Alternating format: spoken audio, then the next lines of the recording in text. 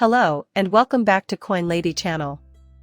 And for several years now, the SEC has been actively working to destroy the same investors they are tasked with protecting by assaulting the whole cryptocurrency industry. The tide, however, has turned. The current setback with Grayscale follows the severe loss in the SEC versus Ripple lawsuit. Even in the case itself, it's clear that the judges haven't reached a conclusion. If you listen to the tone and phrase, it's obvious that they're recognizing the SEC's brazenness. Therefore, it appears to me that the tide has changed, and the SEC is doomed to utter defeat. However, this does not mean that the battle itself is over. For the simple reason that wars are still being fought and individual lawsuits are still being filed. I'm confident that behind the scenes, there are additional lawsuits that have been filed or are soon to be filed. And we will soon find out what those are. So, it's not as though everything has ended. However, the SEC is obviously in the wrong and will not succeed in getting its way. That's great news. However, consequences will persist for a long time. So, today we did indeed receive some of that. So, I'll be discussing a pair of news items. The first one is right in front of you. The CEO of crypto startup Ripple has expressed frustration at the SEC's push to abolish the definition of XRP as a security. Okay? So, basically, that's the crux of the idea I'm promoting. And it's great to have that, so this is the other like it's complete disaster for the SEC that this isn't the case, but again, they're still battling, which brings us to today's offensively idiotic development, the SEC sued and settled. The decrypted news headline is displayed below. Mila Kunis's NFT project starring stoner cats was sued by the SEC, and she settled for $1 million. And Mila Kunis is, well, still probably best known for her role in that 70s program. I'm sure she's done a lot of acting since then, maybe in movies and TV shows. But perhaps that is still the case. That's the first thing that comes to mind whenever I hear the term crowdfunding, which, in case you were unaware, is what happens when a project is initiated a few years ago. The SEC steps in at that point to say, no, you can't do that. And the illogicality is widespread. Nonetheless, they reached a settlement in this location. And considering it's a village, you can imagine how bad it is. There's no prior case law to cite. Just people being bullied into giving up and paying a huge fine so they can move on with their lives. But before we go any further, let me say that I have zero experience in the financial sector. You do understand that I am not giving you any kind of recommendation to purchase or sell anything, right? Just a hobbyist here that occasionally posts films to YouTube on various crypto-related topics. First up in the world of cryptocurrencies, Ripple's CEO says the SEC's push for an appeal is upsetting but that XRP is obviously not a security. The CEO of Ripple, Brad Garlinghouse, recently gave an interview to Bloomberg, where he discussed the blockchain company's continuing legal battle with the US SEC. I've highlighted a few key passages below. When asked about SEC's request for an interlocutory appeal, Garlinghouse remarked that it is disheartening that the regulator has decided to keep fighting a losing battle. Let's hear what Judge Torres has to say about this, shall we? I do not have high hopes for the SEC in light of this. Interlocutory appeal is an expedited appeal that would take place before the real trial is complete in the Brad and Kristen zones, and I doubt that Judge Torres will accept and say, yeah, I agree that you should be able to appeal right now. So, here's the full comment from Bloomberg's Brad Garlinghouse. It's disheartening, on the one hand, that the government can keep throwing money at a legal battle it's already lost. Alright, you have a point. This is something I constantly stressing. As a result, the SEC was decisively defeated in this case, and you may use technical language if you choose. Technically, it's a mixed verdict, but on the one question that matters, whether or not XRP is a security, they suffered a crushing blow.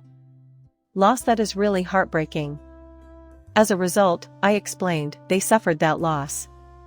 The SEC has been contending that this won't happen, But the tide has turned and now a majority of courts agree that the asset itself is a security. we are still at peace. The CEO of Ripple, notably Garland House, has emphasized that the SEC is not intending to appeal the finding that XRP is not a security. A quote from Garland House follows: "Since the judge has already ruled that XRP is not a security, the question isn't whether or not they should have applied for permission to appeal." A further remark from the same source says, "I am very optimistic the facts are on your side and the laws are on your side."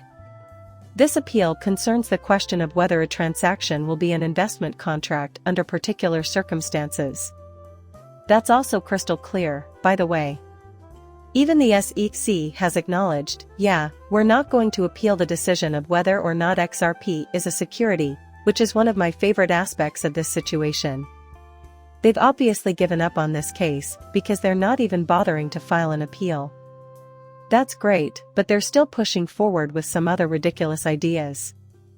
That leads us to the next section, which is also ludicrous. Mila Kunis's $1 million settlement with the SEC after being accused of being involved in a Stoner Cats and Empty project is repeated here. The Stoner Cats behind the idea have been accused with marketing unregistered securities in the run-up to the 2021 debut of NFTs by the United States Securities and Exchange Commission. The firm behind the NFT-based comic project, Stoner Cats 2 LLC, has settled for a cease and desist order and a $1 million civil penalty. Who did the SEC defend here? Because the firm has said that it will destroy any remaining NFTs and set up a fair fund to refund investors who bought NFTs during the primary sale. Now consider this: even if the SEC were correct in their interpretation of the law, which I strongly doubt, what would it mean? They see compromise as a simple way out of this jam. You've been in court for years, and I know it has set you back a lot of money. So, I get why businesses like this would compromise. But what I'm trying to get across is that even if the SEC were correct in their interpretation of the law, which they aren't, who exactly is being protected here? And what if it were the case that the rules were so twisted or botched up that you're really hurting investors by calling it protection? Who in the world was complaining nonstop? Nobody. The SEC is responsible for this. There you have it. As a result, they are on the wrong side of the law and may be thinking that if it weren't for giants like Ripple, which have the resources and the guts to fight back, the SEC would likely end up getting its way with everyone. Stoner Cats was developed by Mila Kunis's production company, Orchard Farm Productions. Kunis also lends her voice to one of the animated cats. The SEC reports that the company earned $8 million through the sale after consumers paid for entrance tickets based on a theory of NFTs so that they could see a web series in which 5 cats and their owner got high. The show also marked the Hollywood debut of Ethereum creator Vitalik Buterin, as well as the voices of such celebrities as Kunis, her husband Ashton Kutcher, actress Jane Fonda, Family Guy creator Seth MacFarlane, and comedian Chris Rock, who voiced a taxidermied cat. I dunno about you, but now I really want to go see some high cats. Please elaborate on this for me. I was aware of it through the rumor mill. But, you know, I totally blanked on this. This is something I've never seen before. Some of you have, I have no doubt. However, you must observe. On the legal front, I'll leave it at that. 2 of the SEC's 5 commissioners, thank goodness, see through this foolishness and garbage for what it is. Check out this, here. You've started with Commissioner Hester Pierce, who voted against taking legal action against Ripple and would rather see XRP investors be protected than attacked. Fox Business has reported this, too. However, they are also resisting this. Simply put, they dispute this. And I appreciate how outspoken they are. The 2 Republicans on the panel are Commissioner First and Commissioner Huda, while all 3 Democrats happen to be in favor of this nonsense. So, this is what they came up with.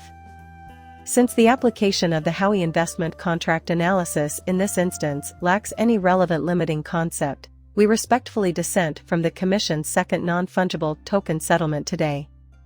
It has ramifications for many kinds of artists.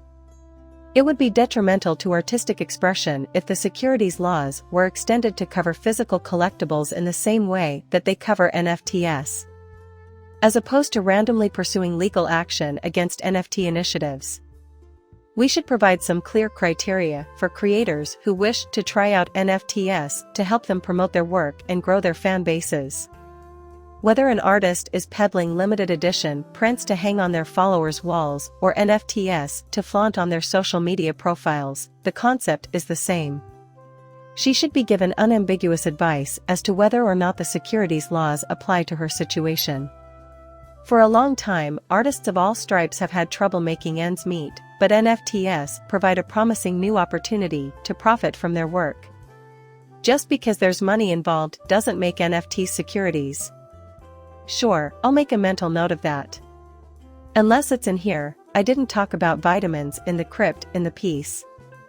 If we provide a portion of the proceeds from the sale of each NFT to the people responsible for the stoner cats, eventually they'll get to us. This dissenting opinion may not be shared by the creator, stoner cat, the surrogates, and the people who only get 2.5% of the money, but I felt compelled to reference it anyway. Even if it isn't, the information is still worth knowing. Therefore, they wish for no such transfer to occur. If you're a small-time creative of any sort, a blogger, a video maker, a podcaster, etc., and you want to get your work out there, here's how. Apparently, the only way to avoid this is for the original artists to not be compensated, as receiving royalties would provide an incentive, at least in principle, to make things worth more than I think that's there. They won't receive any royalties even if they do. That really bothers me right now.